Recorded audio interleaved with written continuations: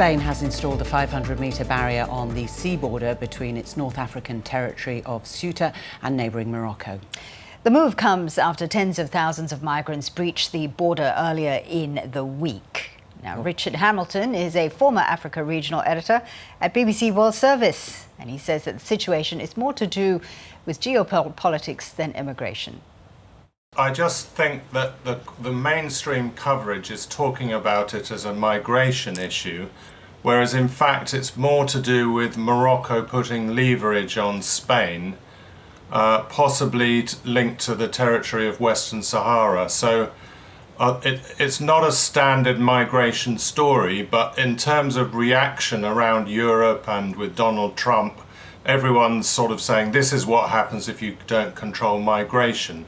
But I think Morocco is using this issue for leverage. As I say, it's like putting pressure on Spain, either to recognize these territories as ultimately they should go back to Morocco, or it's putting pressure on Spain because the Spanish Prime Minister Pedro Sanchez recently went to Algeria to try to normalize relations, diplomatic relations with Algeria, and Spain, is cozying up to Algeria, and Morocco and Algeria have always been great rivals. So I think there's more to it than just migration. I think occasionally Morocco uses migration as a sort of political football.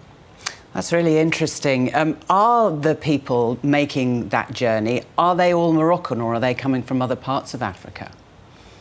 No, that's the thing. I'm not even sure we should be calling them migrants, because in the normal scenario in this place, Ceuta, you get sub-Saharan migrants from places with a lot of conflict and poverty and repression, for example, Somalia or Sudan or northern Nigeria. And those people make, the dangerous journey across the Sahara, and then they get into North Africa, and they use these enclaves like Ceuta or other places along the coast to try and get across the Mediterranean. Or they try and set foot in Ceuta, which is technically Spanish, so you can claim asylum on European soil. But in this case, it seems like of the 50,000 odd people, I'd say like 99% or something from the footage that I've studied look to be Moroccan. So I've got a feeling that this was orchestrated and that people were bussed in en masse, rather than this being about sub-Saharan migrants trying to get into Africa. But the way the response from European powers is talking about it as if this is a migration problem, and then, as I say, Donald Trump saying it's a catastrophe, and this shows you what happens, if the Democrats got in, this shows you the problem of not controlling migration. But I think they were, of the 50,000 odd people, I'd say 99% were Moroccans, and I think they were deliberately let in to prove a point. Richard, as you'll know, the European Union is to hold emergency talks this week. Italy's been very strong on this. Does this sort of activity, whatever the motives are, threaten the Schengen Agreement?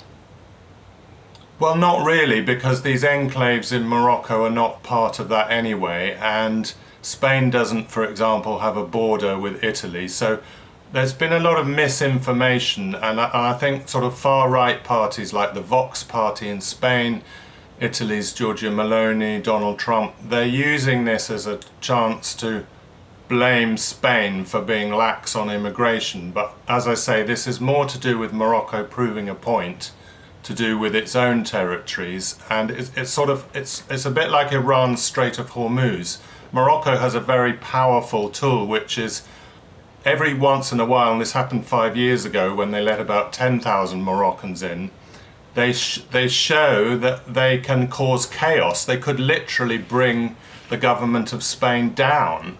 So this is like the Strait of Hormuz. This is the ultimate trump card for the Moroccans, to say, look, if you don't give us what we want, which is Western Sahara and maybe ultimately these Spanish enclaves, if you don't give us that, or if you don't give us billions of pounds to control migration in our country, then we're going to let our people loose. But it's, as I say, it's not really about migration. It's a sort of political football. It's leverage. What's the end game then? Do you see it bubbling along, or will it die down? It seems to have died down because these the people that got into Ceuta, who, as I say, are mainly Moroccans, they left almost as soon as they came. So I think they were making a point and then they went out again. But if they were normal migrants, they would be claiming asylum. But the Moroccans that had got over the fence or swum round the sea said, "Oh, we don't like it here, we're going to go home," and that's just not a credible story. So I don't think they were looking for. They're not migrants. They weren't looking for asylum. But in the long run, this is still going to bubble up every time, like Morocco feels Spain's not on board with its policy over Western Sahara, or that Spain is going to do too many gas deals with Algeria. So Morocco has this ultimate trump card and may well use it again. But as I say, this is not really about migration. This is about Morocco's own agenda.